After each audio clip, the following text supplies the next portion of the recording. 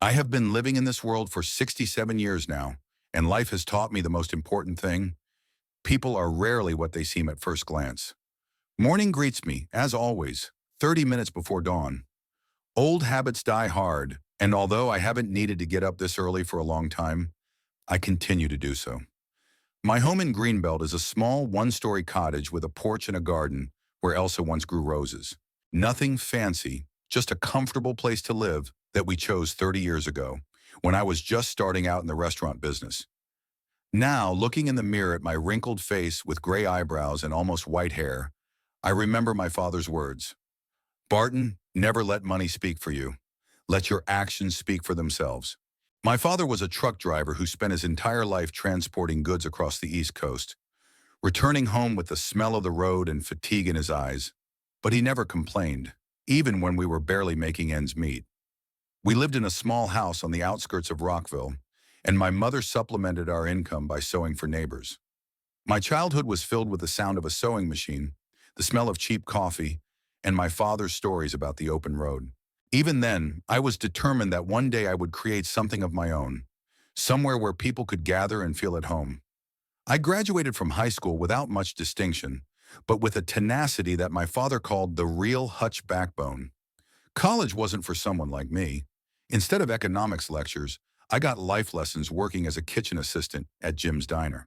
Jim Kowalski, a burly Polish immigrant with golden hands and a heart of gold, showed me that food wasn't just a way to fill your stomach, but an art and a language you could use to communicate with people. By the time I was 25, I was head chef at a small restaurant in Annapolis. And by 30, I was the manager.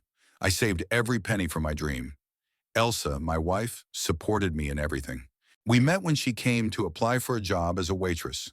Short, with freckles on her nose and a laugh that sounded like bells, she captivated me at first sight. Bart, you take life too seriously, she often said, making me smile even in the most difficult times. We got married a year after we met, and 2 years later, Noel was born. We named him that because he was born in December, 3 days before Christmas, and Elsa thought it was a special sign. I still remember his little hands clinging to my finger and his eyes as blue as Elsa's. Back then, I thought he would inherit both her kindness and my determination. But fate had other plans. At 35, I finally opened my first restaurant, a tiny place with 5 tables called the Old Maple. Why maple? In the backyard of our first real home, there was a huge maple tree where Elsa and I often sat in the evenings, dreaming of the future. That maple tree was a symbol of stability, strength, and beauty and simplicity for us. For the first 3 years, I worked 18 hours a day, coming home only to sleep for a few hours and then leave again. Elsa took care of Noe, sometimes bringing him to the restaurant so he could spend time with me. I showed him how the dishes were prepared and told him about the suppliers and customers, hoping that one day he would stand next to me at the stove. But he was bored. Instead of admiration, I saw only impatience and a desire to leave in his eyes. He's still young, Bart. Give him time, Elsa reassured me, and I believed that time would put everything in its place. Gradually, the Old Maple began to turn a profit. We moved to a bigger house and were able to send Noel to a good private school. I thought I was giving him the best future, but maybe I made a mistake. While other children spent their vacations helping their parents in family shops or on farms, my son relaxed at summer camps and resorts. Maybe I protected him too much from hard work, which I myself never shied away from. By the age of 45, I already had 3 Old Maple restaurants in different parts of the state, and the business was thriving. People came from far and wide to try my signature dishes, duck with cherry sauce and my mother's apple pie. Critics wrote positive reviews, and I even received several awards from the local restaurant association. But the real reward for me was always the smiles of the guests and the knowledge that I had created a place where people felt special. Noel was finishing high school at the time. A tall, handsome guy with a charming smile and an easygoing personality, he was popular with his peers. He was an average student who didn't put in much effort, but he always knew how to get by. Unlike me, everything came easily to him. Girls, friends, grades that I would have worked hard for. When it came time to choose a college, I suggested he study hotel management or culinary arts. Dad, are you serious? Do I look like someone who wants to spend his life in a kitchen? His words hit me harder than he could have imagined. I heard contempt in his voice for the career I had dedicated my life to. It's not just a kitchen, Noel. It's a business that has given you everything you have. I tried to speak calmly, but I could feel the resentment boiling inside me. Yes, and I appreciate that. But I have other plans, so he chose marketing and communications, which, according to him, opened more doors. Elsa, as always, tried to smooth things over. Bart, let him go his own way. The main thing is that he's happy. And I gave in, as I always did when it came to Noel. Maybe I was too soft on him. Maybe I should have made him work in a restaurant during the summer to learn the value of a dollar. But I wanted a better life for him than I had. And in the end, I gave him a life without direction. After college, Noel changed jobs several times, never staying anywhere for long. He worked in advertising agencies, PR companies, and even tried to start his own event planning business, which quickly went under. I offered him a job in the family business, but he always found reasons to refuse. I have my own path, Dad, he would say, and I saw in his eyes the same stubbornness I once saw in my father's. By the age of 55, I owned a chain of 5 Old Maple restaurants, each of which brought in a steady income. I could have expanded further, opened new locations, but I decided to focus on quality rather than quantity. Elsa and I could finally travel, see the world we had only read about in magazines. But fate had other plans. At 57, I lost Elsa. Pancreatic cancer, diagnosed too late. 6 months of struggle that aged me 10 years.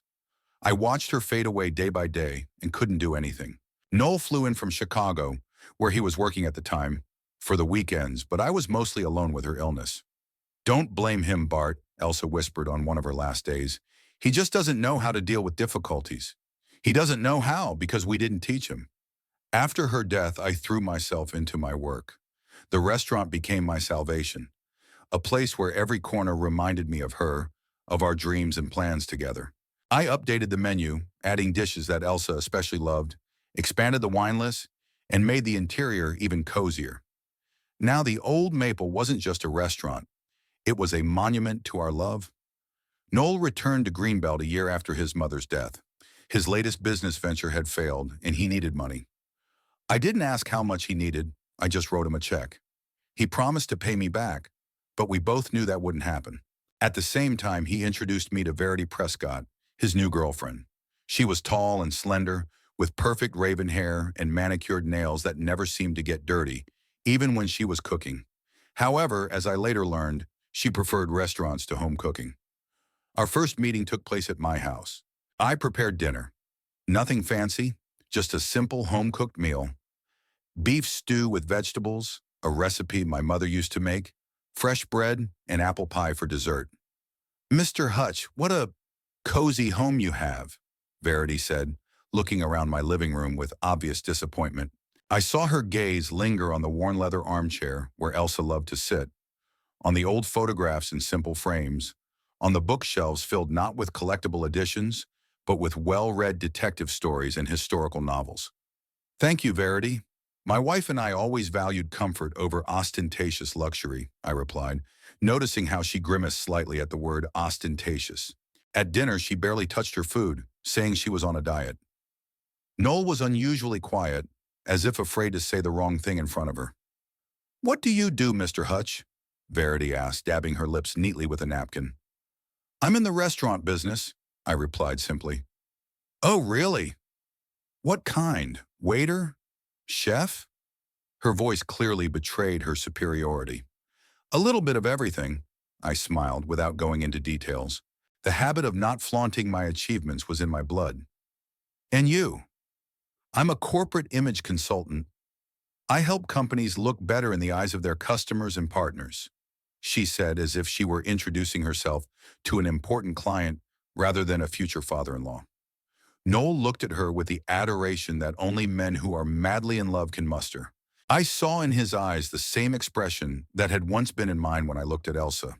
But unlike Elsa, who always tried to raise people to her level, Verity seemed to want to emphasize the distance between herself and others. 3 months later, they were married. The wedding was lavish, with 200 guests, most of whom I had never met before.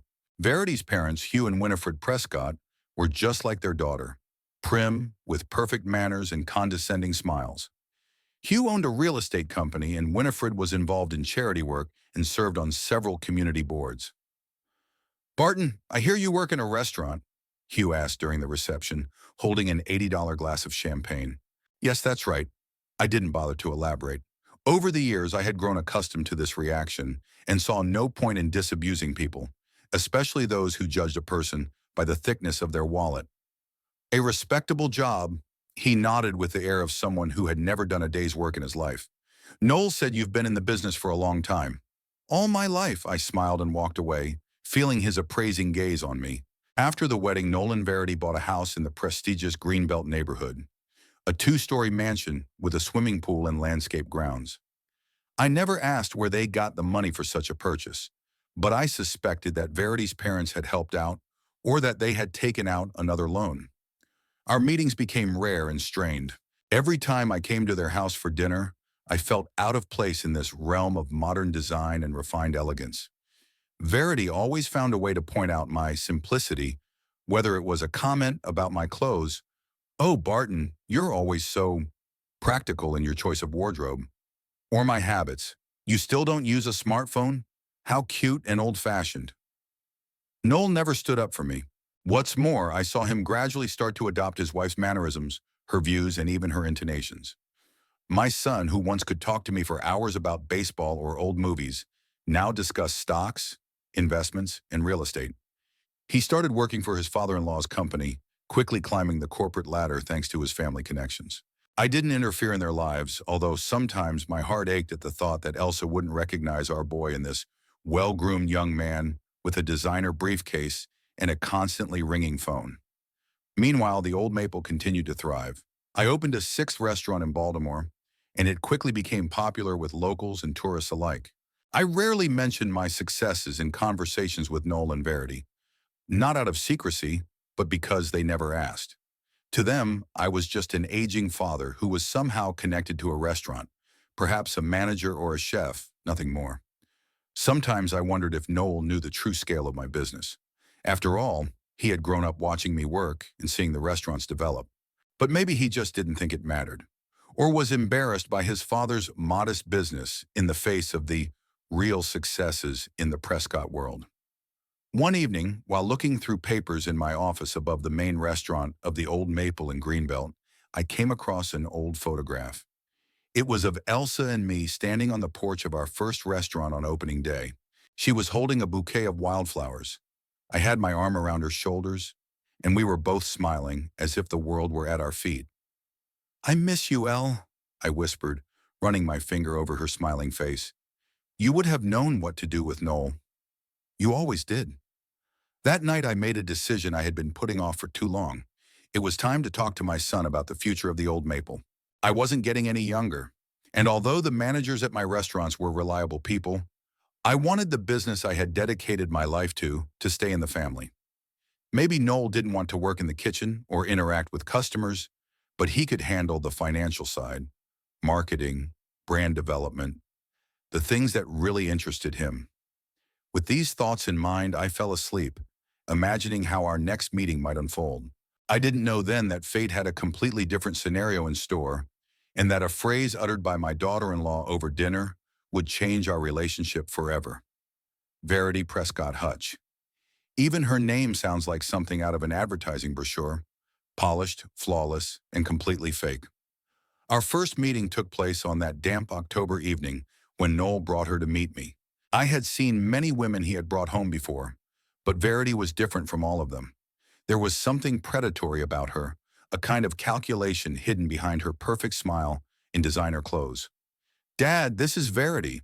Noel introduced her with an expression on his face, as if he had brought home a movie star. She held out her hand with long, perfectly manicured nails. Her handshake was light, as if she was afraid of getting my hands dirty. Hands that had worked in the kitchen for 40 years, cutting vegetables, kneading dough, tenderizing meat. "Very nice to meet you, Mr. Hutch. Noel has told me so much about you." Her voice was melodious, but with a slight note of condescension that was impossible to miss. "The feeling is mutual, Verity. I hope not everything Noel told you was true," and I joked, trying to lighten the mood.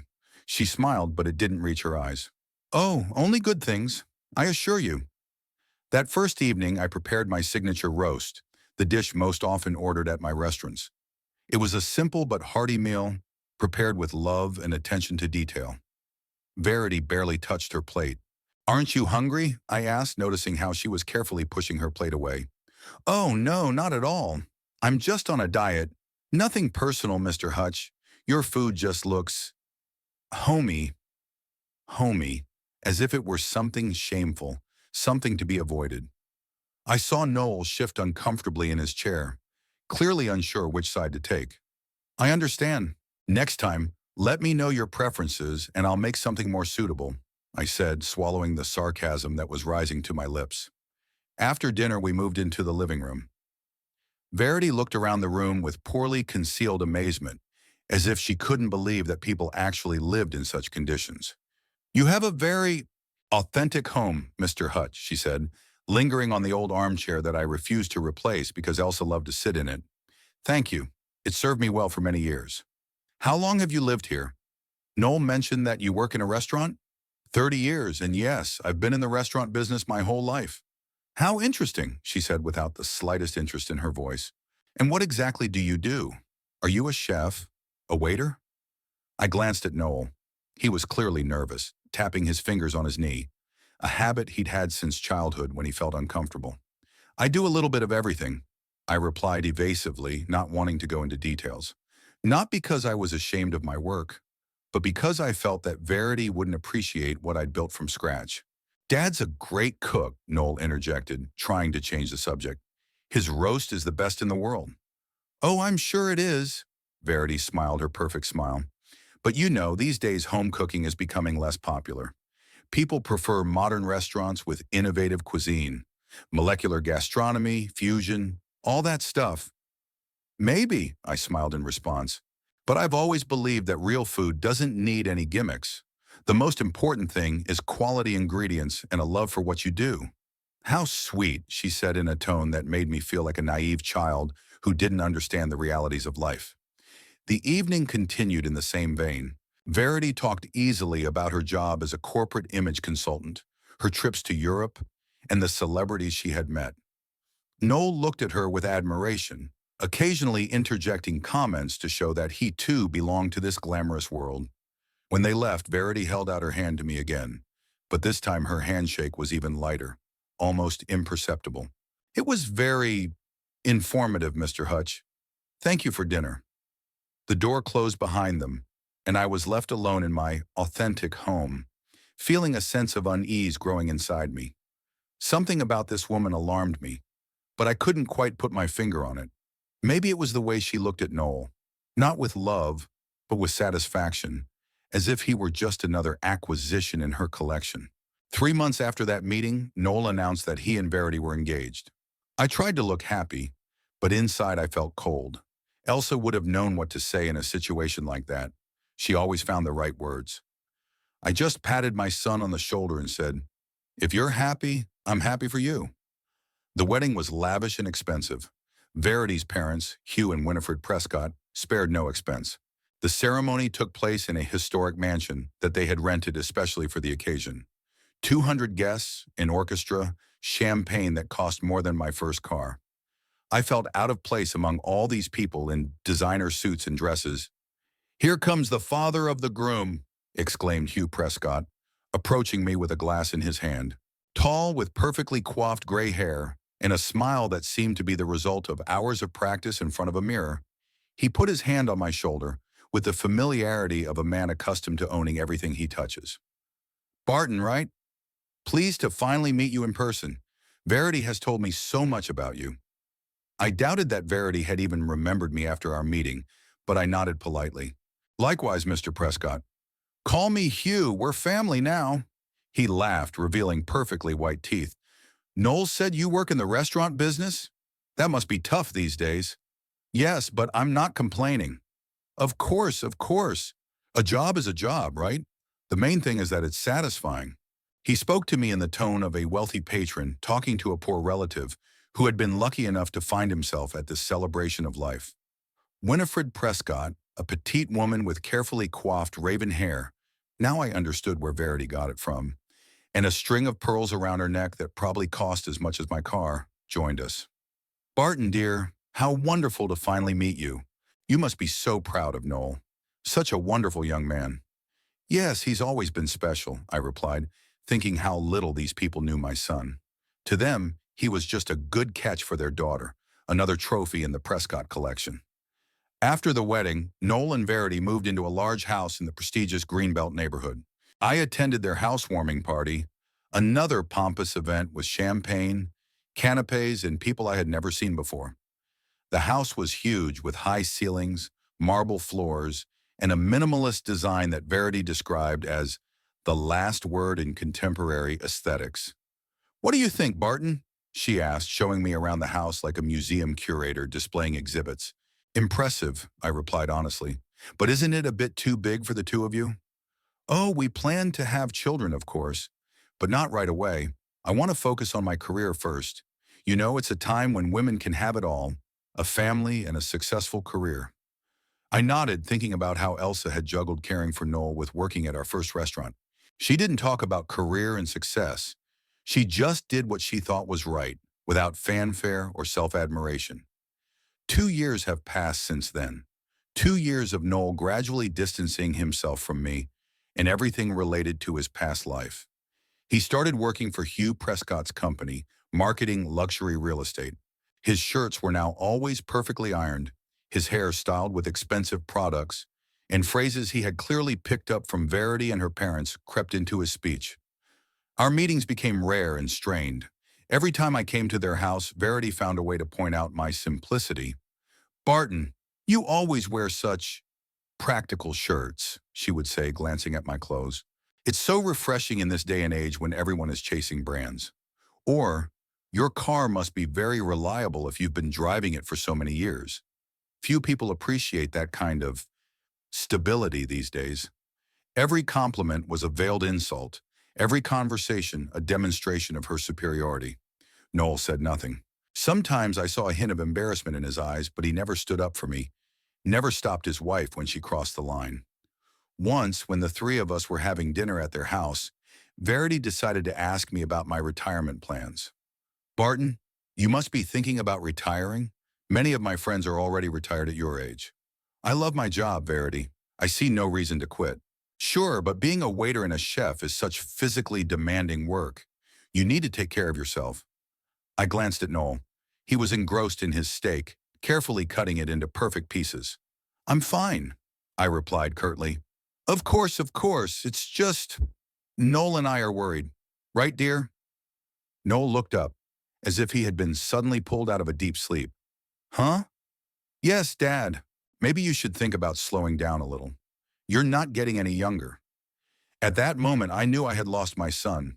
Not physically, he was sitting right in front of me. But my Noel, the boy Elsa and I had raised with love and hope, was gone. In his place was this well-groomed young man, repeating his wife's words as if they were his own. After that dinner, I started visiting them even less often. We talked on the phone sometimes, exchanging formal pleasantries. How are you, Dad? I'm fine, son.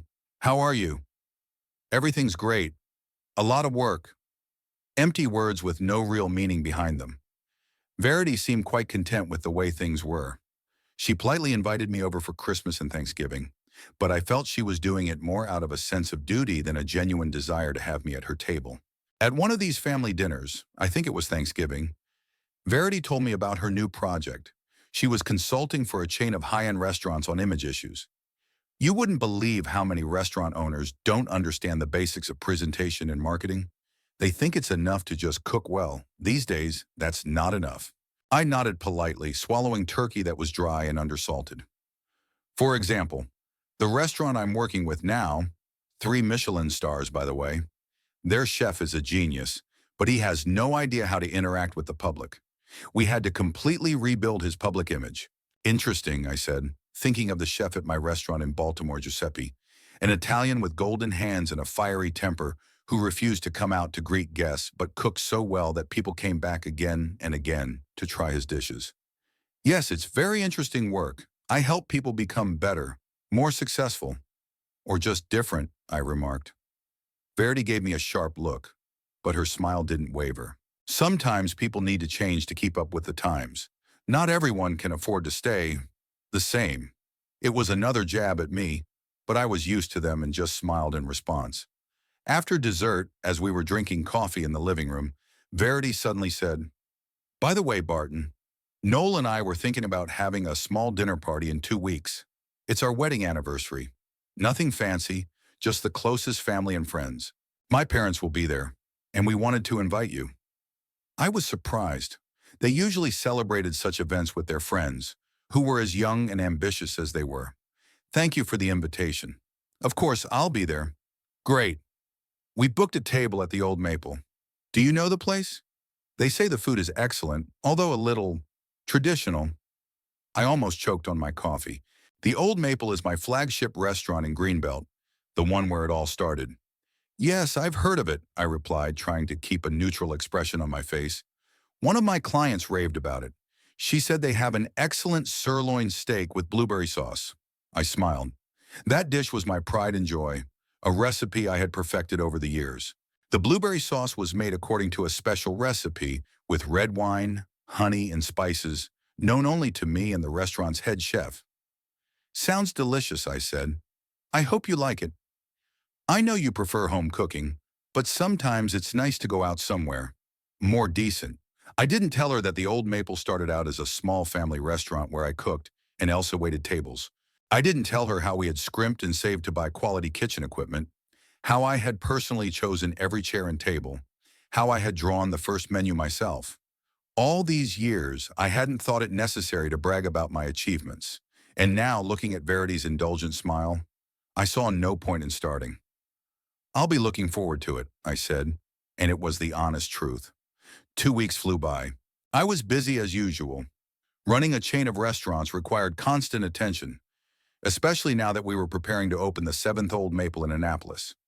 I personally checked the menu, talked to suppliers, and supervised the renovations. Work had always been my solace, my way of forgetting about my problems, about the emptiness Elsa had left behind, about my disappointment in my son. The evening before the dinner, I called Jeffrey, the manager of the Old Maple in Greenbelt. "I'll be having dinner with your son's family tomorrow," I told him. "Oh, Mr. Hutch, we'll be delighted to have you. Would you like me to prepare something special?" "No, Jeff, everything should be as usual. They don't know I'm the owner." "Understood, sir. We'll behave ourselves.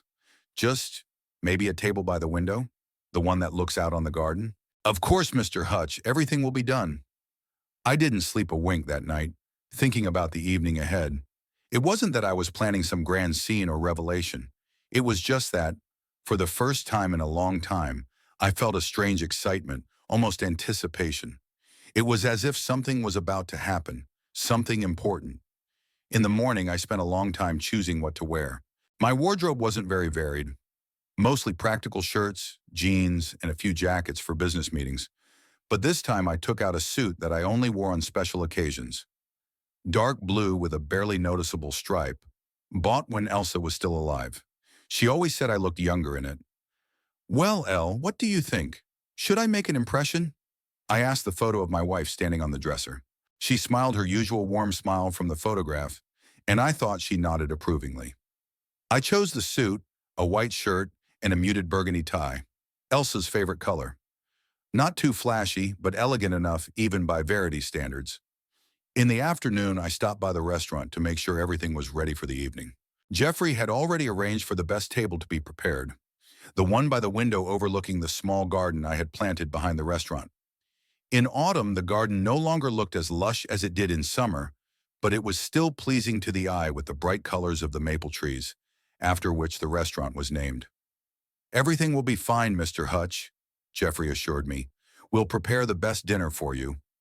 I nodded, feeling strangely calm. I didn't know what to expect from this evening, but I was ready for anything. Back home, I checked my appearance once more and sprayed a little cologne on my wrists, the same one Elsa had given me on our last wedding anniversary, which I had been saving for special occasions. I glanced at my watch. It was time to leave. On the way to the restaurant, I thought about Noel, about what he was like as a child, curious, playful, with eyes full of wonder at the world. When and how did he turn into this alienated young man who seemed ashamed of his father? Maybe I had put too much pressure on him with my expectations. Or on the contrary, had I not guided him enough, allowing him to drift? Elsa always said that everyone has their own path, and we cannot force others to live by our rules. Let him go, Bart, she would say now. Just love him for who he is. But is it easy to love someone who seems to have rejected everything you taught him? Who allows his wife to mock you without saying a word in your defense? I arrived at the restaurant 15 minutes later than planned. It wasn't that I was deliberately late. I just decided to stop by the cemetery first to put flowers on Elsa's grave. Today was a special day, and I wanted her to be with me, at least in my thoughts. The old maple looked festive on this autumn evening. The facade was softly lit, creating a warm, inviting atmosphere. Through the large windows, I could see candles flickering on the tables inside, waiters in white shirts and dark vests gliding between the tables. My restaurant, my life's work. I left my car in the parking lot, not in the owner's spot. Today I was just a guest. At the last minute I decided not to wear a suit after all, but to stay in my usual clothes. Dark gray pants and a blue shirt under a cashmere jumper. Not too dressy, but neat and respectable. Elsa always said that blue suited me. Entering the restaurant, I nodded to the hostess, Sarah, who, upon seeing me, widened her eyes slightly but quickly regained her composure. "Good evening, sir. Are you expecting a reservation?" "Yes, a table for Hutch or Prescott," I replied, playing the part of a regular customer. "Of course, sir. Your party is already here. Let me show you to your table." I followed Sarah through the hall, filled with hushed conversations and the clinking of glasses. I knew every corner of this place, every detail of the interior, from the oak paneling on the walls to the wrought iron lamps I had commissioned from a local craftsman. I saw some of the patrons look up as I passed by. Many of them were regulars and recognized me. But today I didn't stop for greetings and small talk as I usually did. I saw them from a distance. Noel, Verity, and her parents were sitting at the best table by the window. Hugh Prescott was talking animatedly, gesturing with his hands. Winifred was smiling indulgently. Verity was scanning the room with the expert eye of someone assessing merchandise. And Noel looked so strange in his expensive suit and perfectly coiffed hair. When had he become this smooth young man, so unlike the boy Elsa and I had raised? "Dad," he spotted me first and stood up to greet me. We were starting to worry. "Sorry I'm late." I shook his hand and nodded to the others. A few things came up. Verity looked me up and down, lingering on my sweater, which was clearly not new, though it was of good quality. The corners of her lips twitched in a barely perceptible smile. "Barton, we're so glad you could join us," she said in a tone that didn't match her words at all. "I hope you like it here. It's not the home cooking you're used to, but I'm told it's quite decent." "I'm sure it'll be fine," I replied, sitting down in the empty chair between Noel and Hugh. "Barton, long time no see." Hugh slapped me on the shoulder with exaggerated familiarity. "How have you been? Still working at that little restaurant?" "Yes, still in the restaurant business," I smiled, not correcting his deliberately derogatory little restaurant. "Commendable, commendable," he nodded. These days, few people stay loyal to their work for so long. Although, of course, you could take some time off when you retire. "I'm not retired, Hugh, and I don't plan to be anytime soon." Of course, of course. A man should work as long as he can. And when he can't anymore, well, there's always family to fall back on. He looked meaningfully at Noel, and I understood what he was saying. In their minds, I was an aging father who would soon become a burden to his successful son. I should have laughed, but I held back. The waiter approached. Michael, one of our best employees, who had been working at the Old Maple for 8 years. I saw him hesitate for a moment when he saw me as a customer, but he quickly regained his composure. "Good evening, ladies and gentlemen. My name is Michael, and I will be your server tonight. Would you like an aperitif before dinner?" Verity, of course, took the initiative. "We'll have champagne. Do you have Dom Perignon?" "Of course, ma'am. Which vintage would you prefer?" 2010, if you have it." "Certainly." When Michael had left, Verity turned to me with a smile that didn't reach her eyes. "I hope you don't mind champagne, Barton. After all, we're celebrating. 2 years of marriage is worth marking." "Of course," I nodded. "Congratulations to you both." Winifred, who had been silent until now, leaned across the table toward me. "Barton, I must say, This place is much better than I expected. Such a cozy atmosphere, almost like a country club, only more accessible. Yes, it's nice here, I agreed, enjoying the irony of the situation. A good place for special occasions. Oh, we usually prefer more sophisticated restaurants, Verity interjected. But my friend raved about this place, so I decided to give it a try. Although I must admit, I'm a little concerned that they still use cotton tablecloths instead of linen. Decent establishments only use linen these days. I suppressed a smile. The tablecloths at the Old Maple were made of the highest quality Egyptian cotton, specially ordered from a supplier I had been working with for 15 years. But Verity, of course, was above such details. Michael returned with champagne and a basket of freshly baked bread. He deftly opened the bottle, filled our glasses, and left, promising to return in a few minutes to take our order. Hugh raised his glass. To Noel and Verity, to their love and success. We clinked glasses, and I noticed Verity cast an appraising glance at my sweater as I raised my arm. Her disdain was almost palpable. Barton, she began after her first sip, I've been meaning to ask you. Your sweater? Is that a vintage style? Nowadays, you know, a lot of young people wear old clothes on purpose. It's considered trendy. No, Verity, it's just a comfortable sweater, I replied calmly. I don't really follow trends. Yes, that's obvious, she smiled as if she had paid me a compliment. At your age, it must be difficult to keep up with fashion. And why bother, really? When you work in a restaurant, appearance isn't that important. Appearance is always important, dear, Winifred interjected. It's just that everyone has different opportunities. Barton must spend his money on more practical things than clothes. That's admirable. They were talking about me as if I weren't at the table. I noticed Noel shifting uncomfortably in his chair, clearly feeling awkward but saying nothing in my defense. Michael returned to take our dinner order. Verity naturally took on the role of expert, asking detailed questions about each dish and commenting on how it should be prepared in really good restaurants. When it was my turn, I simply said, sirloin steak with blueberry sauce, medium rare. Excellent choice, sir. Michael nodded with a slight smile. When he walked away, Verity turned to me.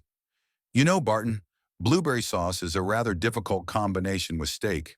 Beef is usually served with pepper or mushroom sauce, but of course, everyone has their own taste. I have a special relationship with blueberry sauce, I replied, and it was the absolute truth.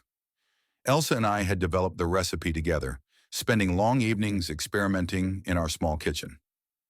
A special relationship with sauce? Verity laughed, and her parents joined her. How funny you are, Barton. Always so unique. Dinner continued in the same vein. Verity and her parents discussed their travels, their high society acquaintances, and the latest trends in interior design. Noel occasionally chimed in, trying to show that he too belonged to this world.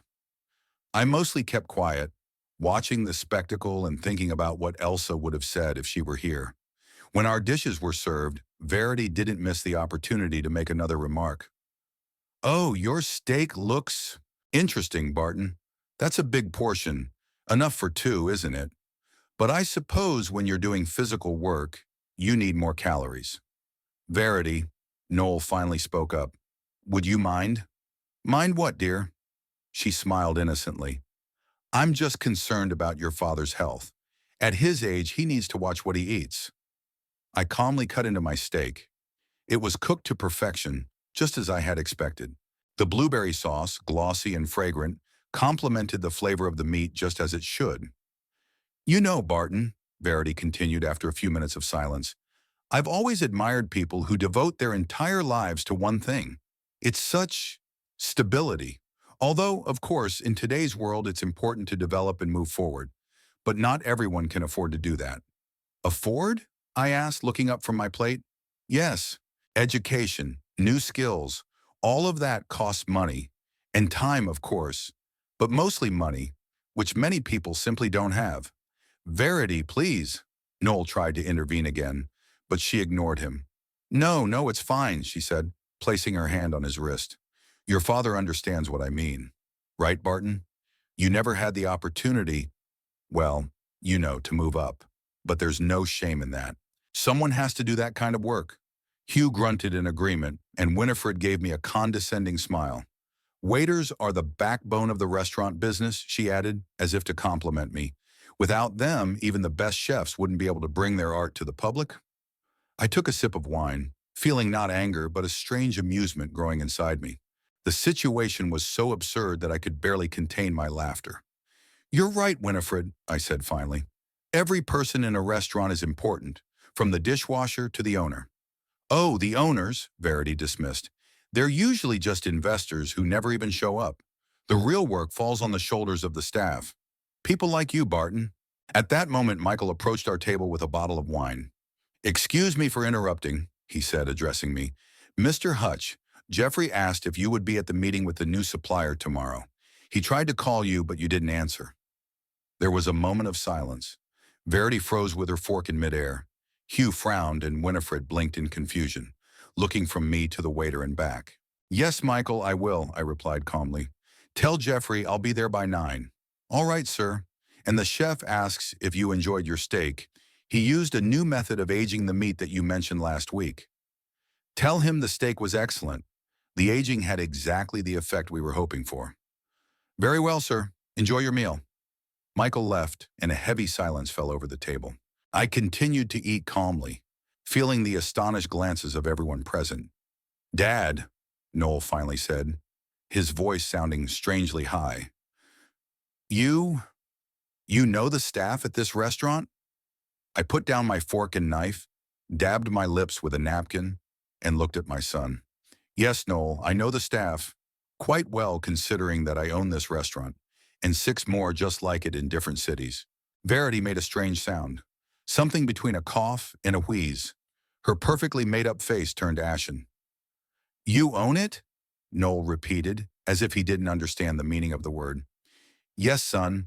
The Old Maple is a chain of restaurants I founded 32 years ago. We started out with a small place with 5 tables, and now we have 7 restaurants in different cities, 3 stars in the Michelin Guide, and several $1 million in revenue annually. And next month, we're opening our 8th restaurant in New York.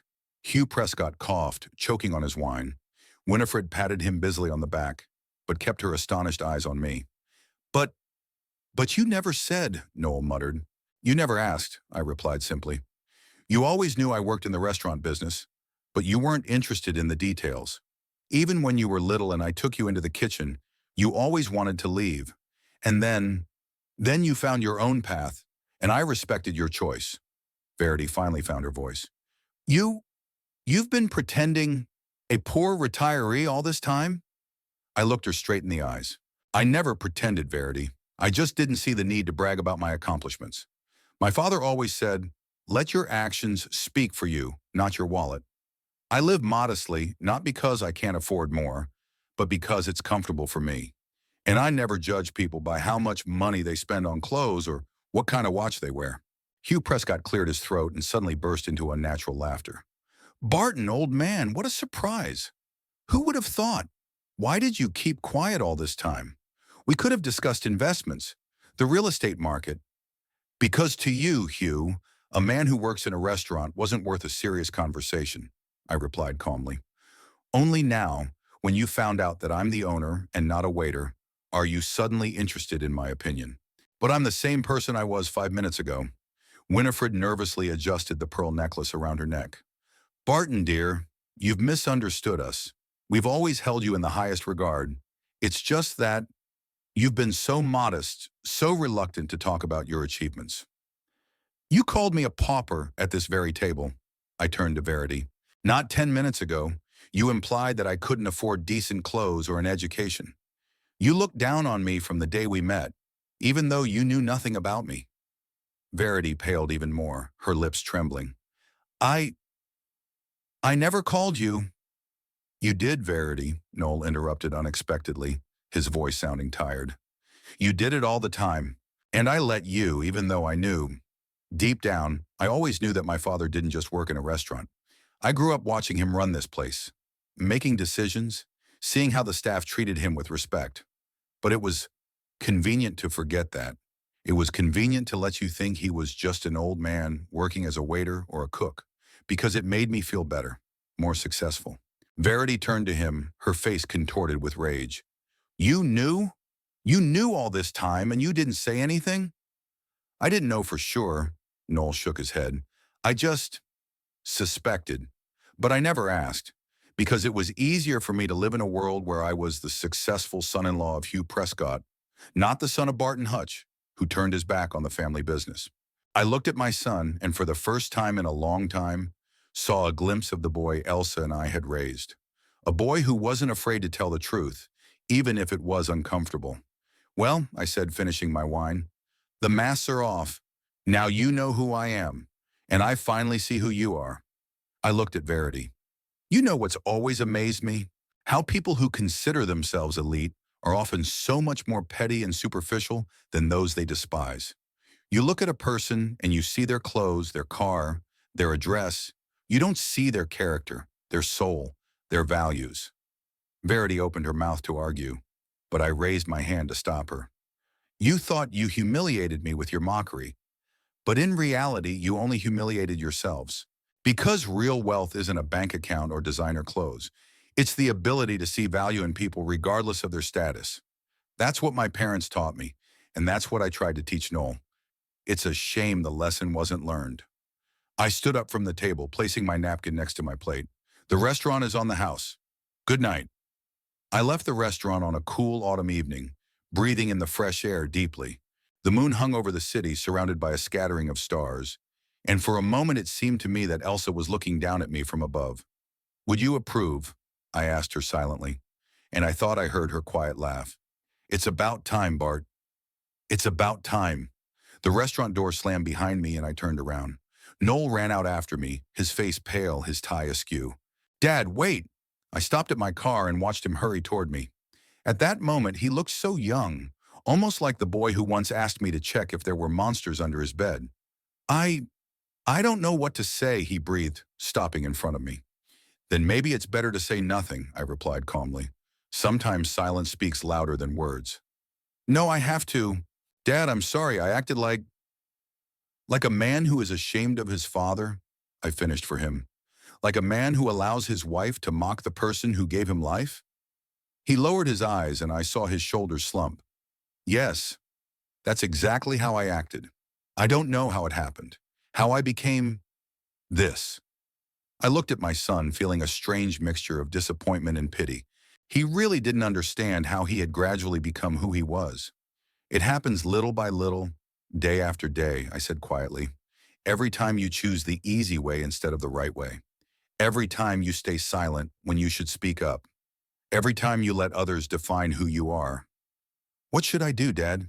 His voice sounded almost childishly confused. That's up to you, Noel.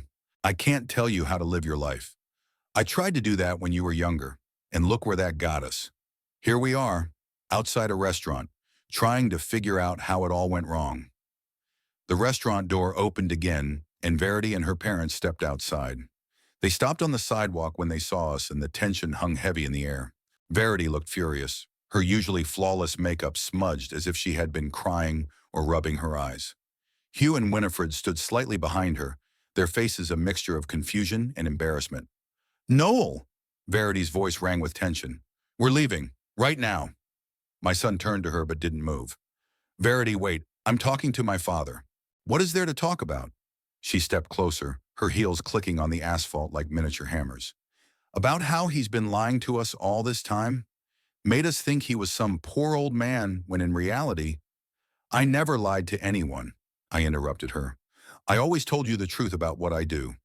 If you chose to draw your own conclusions based on your prejudices, that's not my fault. Prejudices? Her eyes widened in indignation.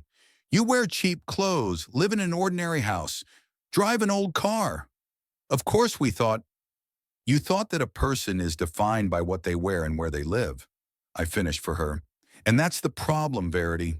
You only see the surface, only the outside. Hugh Prescott cleared his throat and stepped forward, putting on his most charming smile. Barton, listen. There's clearly been a misunderstanding here. No one meant to offend you. Verity can be blunt at times, but she's a good person.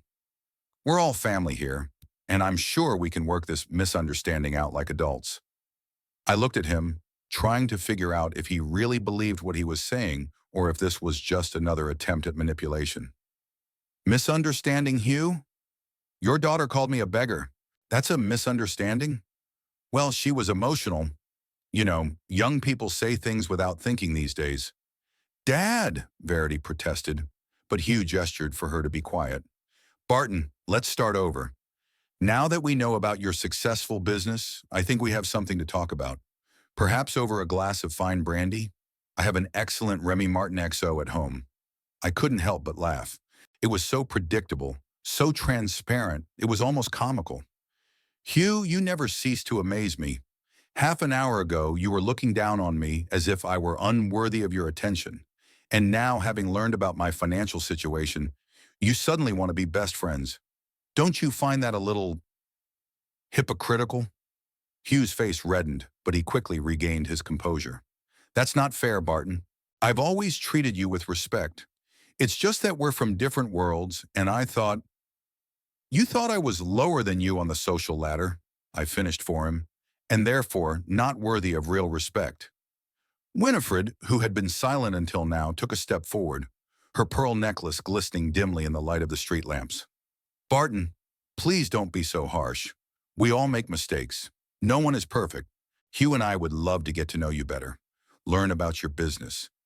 Maybe we could even help you with some connections in high society. High society? I shook my head.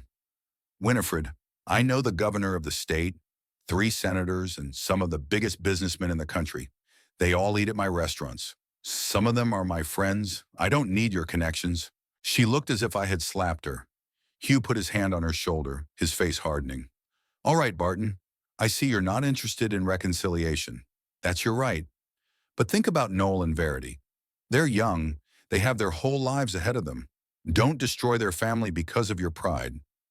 Verity, who until that moment had been glaring at me furiously, suddenly changed tactics. Her face softened, her eyes filled with tears. Barton, she said, taking a step toward me, I need to apologize. I was wrong. I said some terrible things and I have no excuse.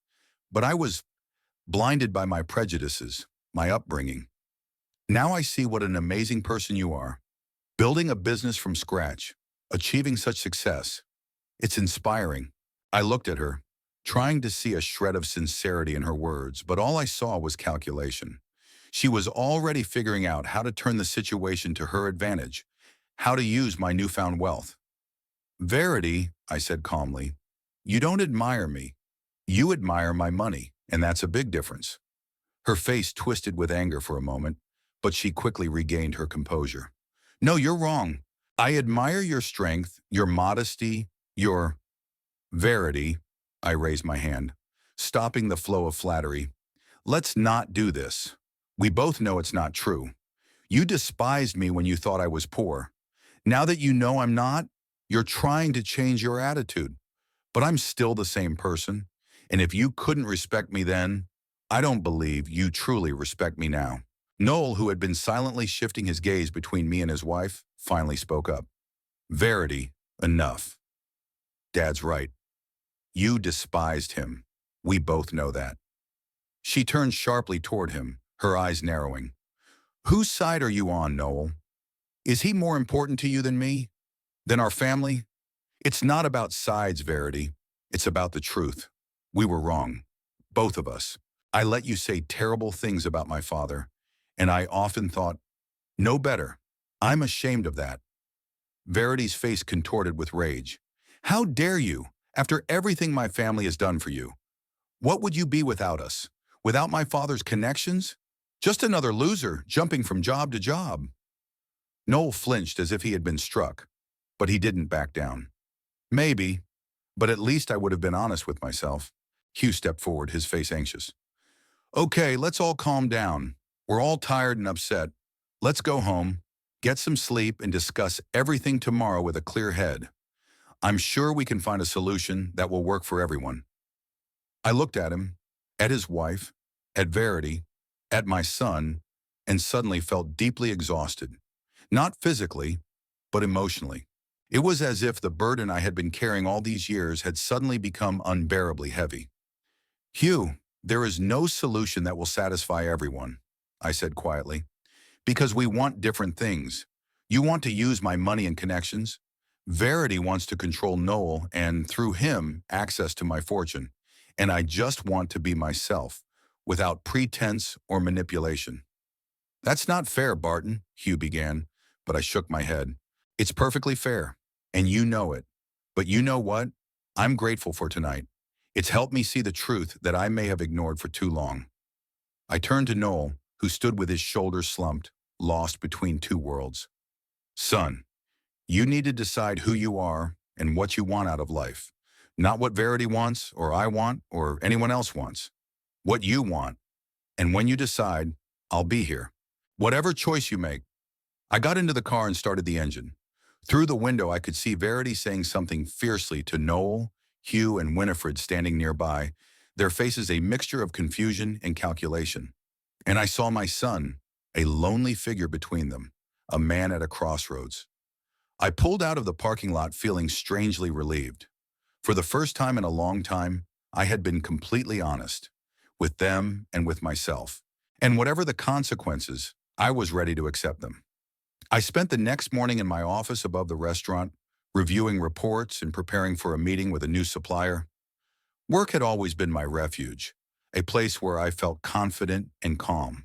But today my thoughts kept returning to the events of the previous evening, to Noel's expression as he stood in the parking lot, torn between loyalty to his father and fear of losing his wife's affection. Around 11 o'clock, there was a knock at my office door. Come in, I said, expecting to see Jeffrey or one of the staff. But standing in the doorway was Hugh Prescott, impeccably dressed with a briefcase in his hand and a smile that didn't reach his eyes. Barton, good morning. I hope I'm not disturbing you?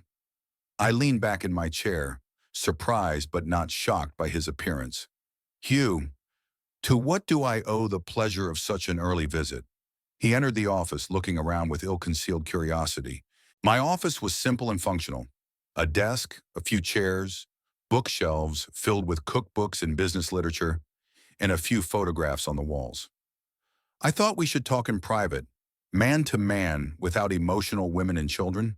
Have a seat, I said, pointing to the chair across from me. Would you like some coffee? No, thank you. I won't be long. He sat down, placing his briefcase on his knees, and was silent for a moment, as if gathering his thoughts. Barton, I came to apologize for yesterday. The situation got out of hand, and I regret it. Do you regret the situation or the way you behaved? I asked bluntly. He frowned slightly but quickly regained his impeccable smile. Both, of course. I shouldn't have judged you by your appearance. That was wrong. I nodded, waiting for him to continue. Hugh Prescott wasn't the kind of man who came just to apologize. And I thought, he continued, opening his briefcase, that maybe we could, fix this situation, get back on track. He took out a folder of documents and placed it on the table in front of me. What's this? I asked, not touching the folder. A business proposal. You see, Barton, I've been thinking about diversifying my investments for some time.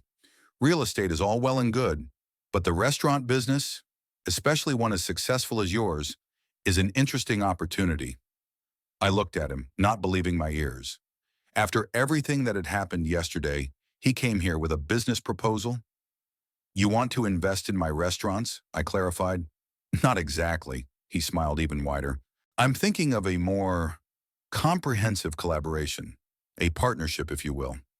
My company could acquire a controlling stake in your chain, and you would remain as managing director. We would provide capital for expansion, take the brand national.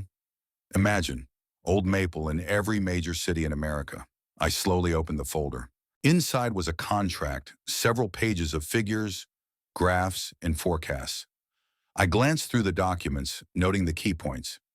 You're offering me to sell a controlling stake in my company for this amount? I pointed to the figure in the contract. Yes, and I consider it a very generous offer. Given the current market situation and your annual turnover, the multiplier is more than fair. I closed the folder and looked at Hugh Prescott. He sat with his back straight, with the confident and slightly condescending expression of a man accustomed to getting what he wants. Hugh, let me ask you a question, I said calmly. Why do you think I would agree to sell my life's work to a man who yesterday looked at me like I was dirt beneath his feet. His smile faltered but did not disappear. Barton, I've already apologized for that misunderstanding, and I came here with a business proposal that has nothing to do with our personal relationship. This is purely business. There's nothing pure about business, Hugh. Business is built on trust, on relationships, on honesty, and I don't see any of that in you. He tensed, his eyes turning cold. That's a very emotional approach to business, Barton. No wonder your chain is still limited to a few restaurants, even though the potential is much greater. Maybe, I shrugged, but these are my restaurants, my vision. My soul is in every dish, in every detail of the interior. And I'm not going to sell that for any amount of money, especially not to you. Hugh pressed his lips into a thin line, his feigned friendliness gone. You're making a mistake, Barton. Business doesn't tolerate sentimentality. Sooner or later, you'll have to learn that. Perhaps, but it will be my mistake, not yours. He stood up, nodded curtly, and headed for the door. He paused at the threshold. Think about it, Barton. Offers like this don't come around twice. After he left, I sat for a long time, staring at the closed door. Then I picked up the phone and dialed my lawyer's number. Mark? It's Barton Hutch. We need to meet. Today, if possible. I want to make some changes to my will. The rest of the day was spent taking care of things related to the restaurant. I checked the kitchen, talked to suppliers, and met with the chef to discuss seasonal changes to the menu. Work was always the best cure for all problems. Around 6 in the evening, just as I was about to leave, there was another knock on my office door. Come in, I said, expecting to see Jeffrey with the latest reports. But standing in the doorway was Verity, impeccably dressed, with perfect makeup, but with a hint of uncertainty in her eyes that I had never seen before. Barton, may I come in? She asked, her voice not as confident as usual. Of course. I nodded to the chair where her father had been sitting a few hours earlier. Have a seat. She entered, sat down cautiously, placing her designer handbag on her lap. She was silent for a moment, as if unsure of how to begin. Noel doesn't know I'm here, she said finally. He's very upset after yesterday. We're both upset. I nodded, waiting for her to continue. Barton, I came here to try to fix things. I know I behaved inappropriately. I said some terrible things, and I sincerely regret it. I looked at her closely, trying to see the real Verity behind the perfect mask. Was she being sincere? Or was this just another mask, another role? Verity, why are you really here? She asked bluntly. What do you want? She sighed, and for a moment I thought I saw the real woman behind the facade. I want everything to be okay. I don't want Noel to be torn between us. I want us to be a family. A family? I raised an eyebrow. You never saw me as family, Verity. To you, I was always an obstacle, an inconvenient appendage to Noel. She lowered her eyes. I know, and I was wrong. I placed too much importance on external things. Money, status. I thought that's what made a person significant. And now you think differently? She looked up and I could see the struggle in her eyes, between pride and the need to accept, between her true feelings and what she had to say to get what she wanted. I'm learning to see things differently, she said cautiously, and I'd like you to give me a chance to prove it, a chance to be better. I looked at her for a long time, trying to decide what to believe. Part of me wanted to believe in her sincerity, in the possibility of change. Another, more cynical part saw it as just another attempt at manipulation. Verity, I'll give you a chance. Not for your sake, but for Noel's. But remember, words are meaningless without action. I'll judge you not by what you say, but by what you do. She nodded, her face showing relief. Thank you, Barton. I won't let you down. We could start with a family dinner. This weekend, at our place. Just the three of us, without my parents. Okay, I agreed, even though a voice inside me warned me that this might be a trap. I'll be there. When she left, I stood at the window for a long time, looking down at the street below. People hurried about their business, unaware of the drama unfolding around them.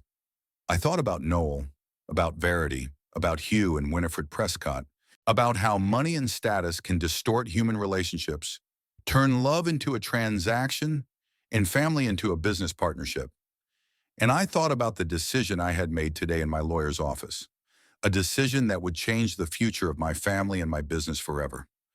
The office of Mark Livingston, my lawyer and old friend, was quiet and cool. Outside, a light autumn rain was falling, the drops running down the glass and creating intricate patterns. Mark sat across from me, reviewing the documents I had just signed, his face focused and slightly concerned. "Are you sure, Bart?" he asked, looking up from the papers. "These are serious changes. Noel is your only son, your flesh and blood." I looked at my signature, smooth and clear, which had just changed the course of my life and the lives of my family. "I'm sure, Mark.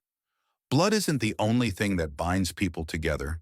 Sometimes it's not even the most important thing." Mark sighed, gathering the documents into a neat stack. "I've known your boy since he was a child. I remember him running around your first restaurant while you were in the kitchen. Is it really that bad?" I leaned back in my chair, feeling a strange mixture of sadness and relief. "It's not that it's bad, Mark. It's just that Noel has made his choice.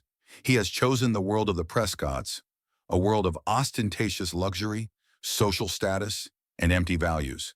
And I have to respect his choice, even if I don't agree with it. And now what? The foundation you're setting up. That's a big responsibility." "I know, but it's the right thing to do. Money should be put to work, helping those who really need it. Young people who, like me once, dream of starting their own business, but have neither the means nor the connections." Mark nodded, putting the documents away in a folder. "Your wife would be proud of you, Bart."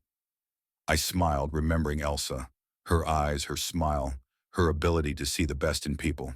"I hope so, Mark. I really do." On my way home, I stopped by the cemetery. The rain had stopped, and the air was fresh, filled with the smell of wet earth and fallen leaves. I walked down the familiar path to Elsa's grave, holding a bouquet of her favorite wildflowers. "Hi, El," I said quietly, placing the flowers on the gravestone. "I did it. I changed the will.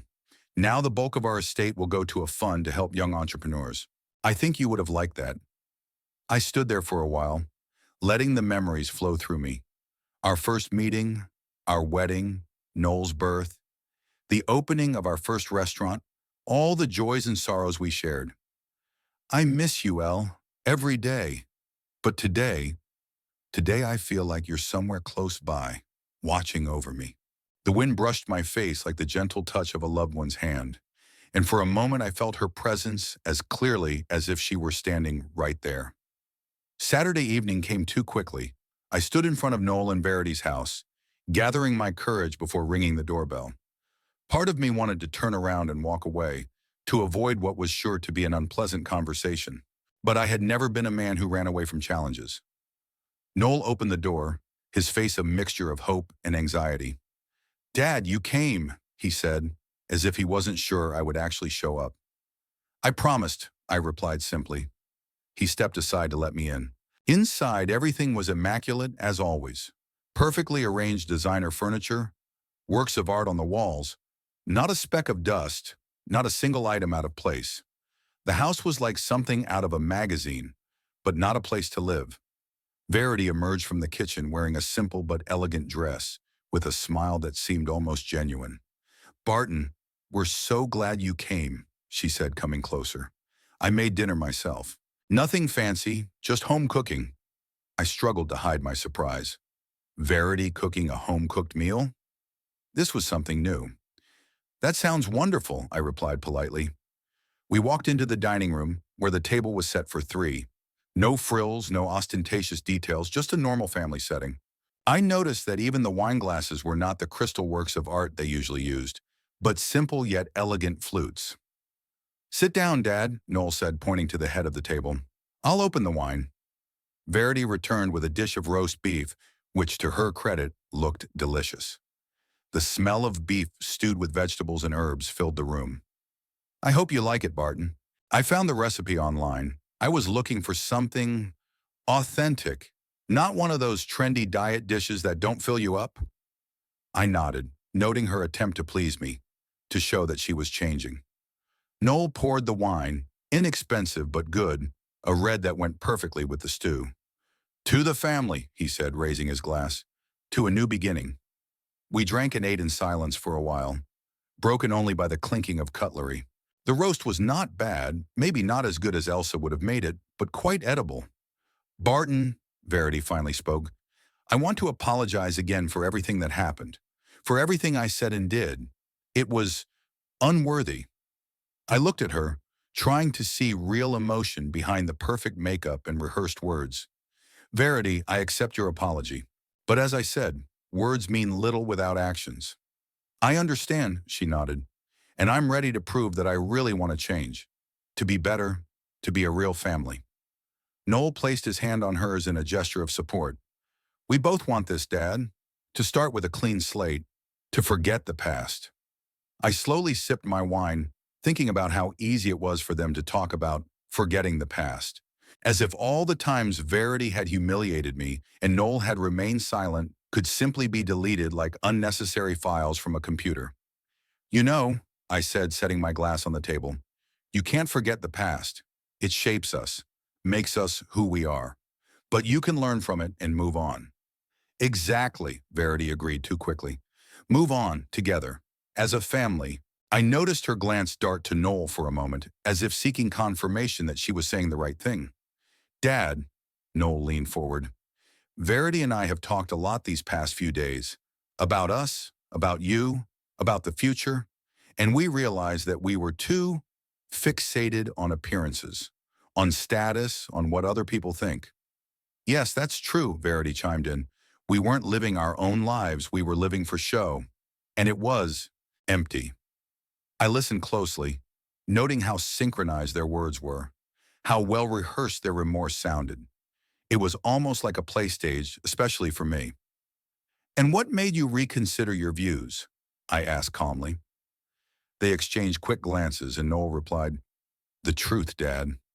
What happened at the restaurant opened our eyes. We saw how petty and superficial we were. And we want to change, added Verity, to become better people, to create a real family based on love and respect, not on appearances. I nodded, taking another sip of wine. That's a commendable aspiration. And how do you plan to achieve it?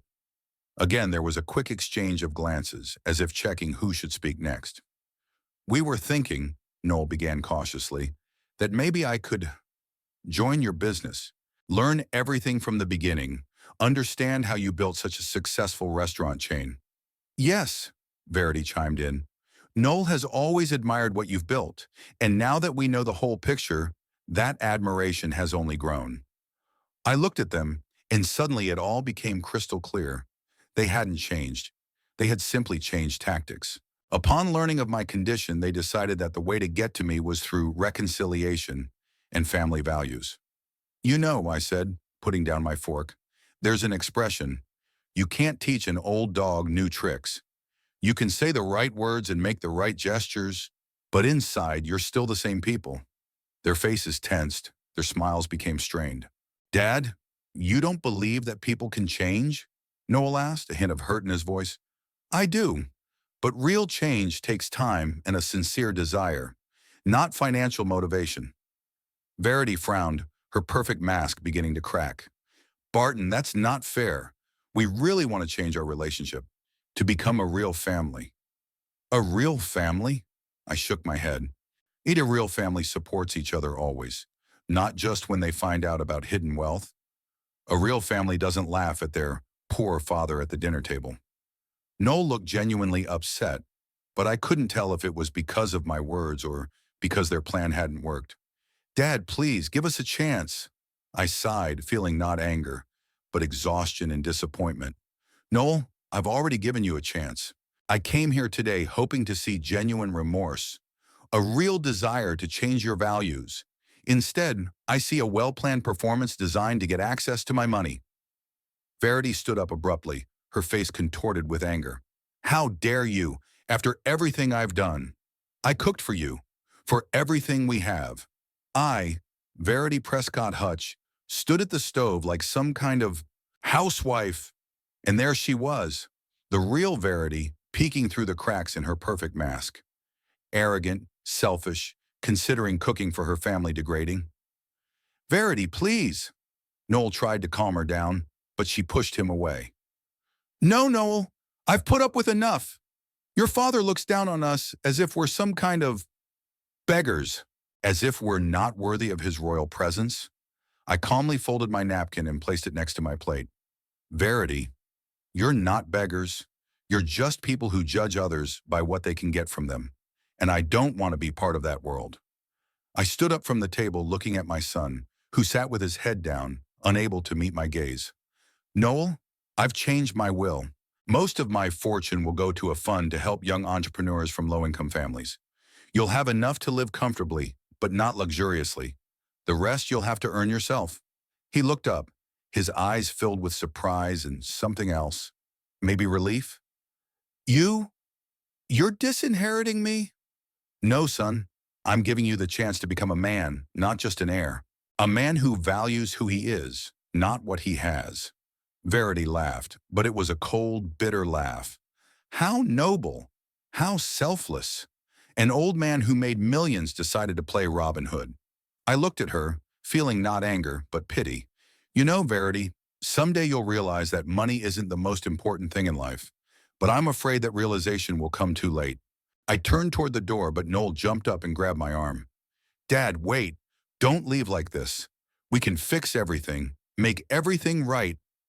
I looked at his face, so similar to Elsa's, and felt a sharp pain in my heart. My boy, my only son, somehow lost on the path to adulthood. Noel, my door is always open to you, but not as the heir to my money, but as my son. When you're ready, I'll be waiting. I gently released his hand and left the house, feeling strangely light. It was as if a weight I had been carrying for many years had finally fallen from my shoulders. 6 months passed. Winter gave way to spring, and the city blossomed with bright colors. I sat at my desk in my office above the restaurant, reviewing applications from young people seeking grants from my new foundation. The Elsa Foundation, named in honor of my wife, who always believed in helping others, has already helped 5 aspiring entrepreneurs start their own businesses. 2 of them worked in the restaurant business, one opened a bakery, another a small coffee shop, and the 5th a workshop for handmade furniture. I didn't just give them money, I shared my experience, advice, and connections. And seeing their eyes light up with the possibilities that suddenly opened up before them was the best reward. I haven't heard from Noel since that evening. I sometimes saw him and Verity at charity events or new restaurant openings, always impeccably dressed, always with perfect smiles. But those smiles didn't reach their eyes, and I often wondered if they were truly happy in their world of glitz and glamour. Hugh Prescott tried to contact me several more times, each time with a new, lucrative offer. I declined politely but firmly. My restaurants weren't just a business. They were my life's work, my legacy, and I had no intention of turning them into another faceless corporate chain. A knock on the door interrupted my thoughts. Come in, I said, expecting to see Jeffrey or one of the staff. But standing in the doorway was Noel. He wasn't wearing his usual expensive suit, but simple jeans and a shirt. And there was something different in his eyes, a new determination I hadn't seen before. Dad, he said quietly, can I come in? I nodded, pointing to the chair opposite him. He sat down, rubbing his hands nervously, a habit he'd had since childhood when he was nervous. How are you? I asked, not knowing where to start. I'm okay. Well, no, I'm not okay, but I'm working on it. I waited, giving him time to collect his thoughts. Verity and I broke up, he said finally, 3 weeks ago.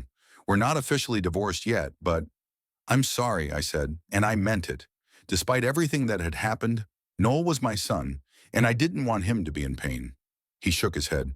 Don't be. It was inevitable. After that night, something broke between us. Or maybe it was already broken, and I just finally saw it. He paused, looking out the window at the street below. I've thought a lot about what you said, about money not being the most important thing, about being a person, not just an heir. And I realized that I've spent my whole life running away from myself, trying to be someone else. I listened without interrupting, seeing in his eyes a sincerity I hadn't seen in a long time. I didn't come to ask you to change your will, he continued, or to give me a job at the restaurant. I just wanted to say that you were right, and that I want to find my own way. on my own. I felt warmth spreading through my chest. Not triumph, not satisfaction at being right, but simple, fatherly pride. I'm glad to hear that, son. What are you planning to do? He shrugged, smiling a little uncertainly. I haven't decided yet. I got a job at a small marketing firm. Nothing special, just an entry-level position, but it's honest. It's mine. Not my father-in-law's connections, not your money, just me and my skills. I nodded, unable to hide my smile. That's a good start. And also, he straightened up as if gathering his courage, I'd like, if you don't mind, to come over sometimes. Just to talk, to get to know you better. To learn about Mom's story, the history of the restaurants, all the things I neglected for so many years. I reached across the table and squeezed his hand. My door is always open to you, Noel. Always. He smiled, and in his smile I saw a glimpse of Elsa, her warmth, her ability to see the good in people. Thank you, Dad. That evening, after the restaurant closed, I sat at a table by the window, watching the garden begin to wake up after winter. The first flowers were peeking through the ground, promising a riot of color soon. Jeffrey approached with a bottle of my favorite whiskey and 2 glasses. Will you join me, Mr. Hutch? I nodded, and he sat down opposite me, pouring the amber liquid into the glasses.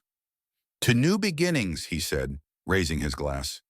To new beginnings, I echoed, clinking glasses with him. We sat in comfortable silence, enjoying the moment of peace after a long day of work.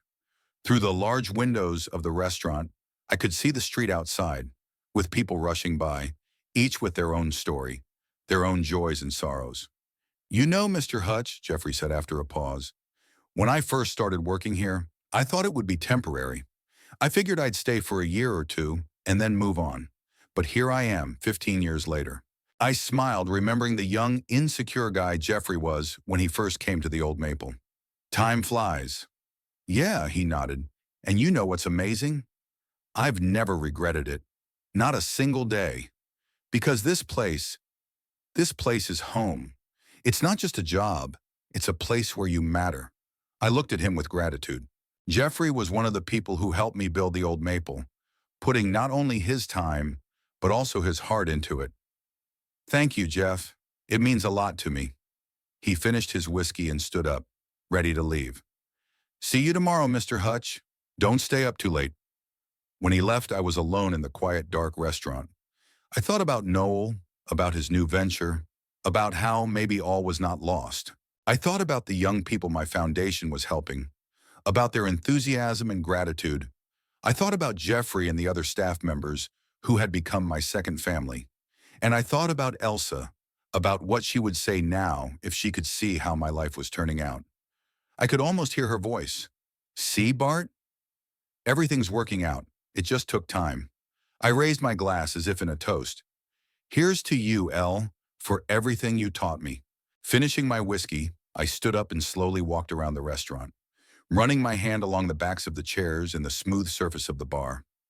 These walls held a piece of my soul, my memories, my life, and here was my future. Not the one I had once imagined, with a son carrying on the family business, but a future full of meaning and purpose nonetheless. Turning off the lights, I stepped outside and breathed in the fresh spring air. The stars shone brightly in the night sky, and I felt Elsa's presence again, as if she were walking beside me, invisible but tangible. A new page, I whispered, looking up at the stars. A new page in the book of life. And somewhere deep down, I knew that this page would be no less interesting than all the previous ones. Because life went on, with its joys and sorrows, ups and downs. And I was ready to face whatever it had in store for me with an open heart and a clear mind.